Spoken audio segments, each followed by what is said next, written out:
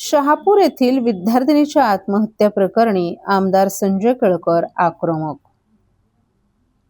मुरबाड तालुक्यातील मोरुशी आश्रमशाळेतील 10वीच्या विद्यार्थिनीच्या आत्महत्येप्रकरणी मुख्याध्यापक आणि स्त्री अधिशिक्षिकेला निलंबित केलं असलं तरी प्रकल्प अधिकारी मात्र अद्याप मोकळे आहेत.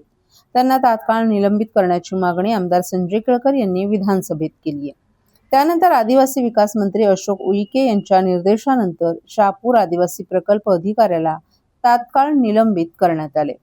मोरुशी आश्रमशाळेतील एका 10वीच्या विद्यार्थिनीने वसतिगृहात गळफास घेऊन आत्महत्या केल्याचं प्रकरण गेल्या वर्षी 25 डिसेंबर रोजी घडलं होतं.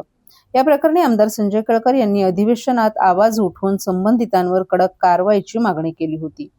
खूप शिग्ग पोरी ताठमानेनं जगशील तरी असं आवाहन राज्य शासन ग्रामीण भागात करत असताना दुसरीकडे मात्र ग्रामीण भागातील आश्रमशाळा आणि वसतिगृहांमध्ये सेवा सुविधा, सुरक्षा आणि दर्जा यांचा अभाव असतो.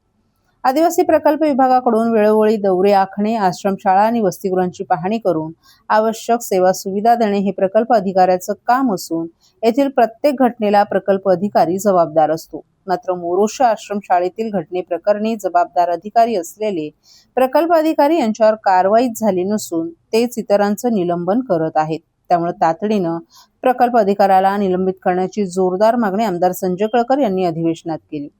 त्याचबरोबर पीडित कुटुंबियांना आर्थिक मदत करण्याचीही त्यांनी मागणी केली. यावर उत्तर देताना मंत्री अशोक उईके यांनी अशी प्रकरणं आश्रमशाळांमध्ये वारंवार होत असल्याचं मान्य केलं.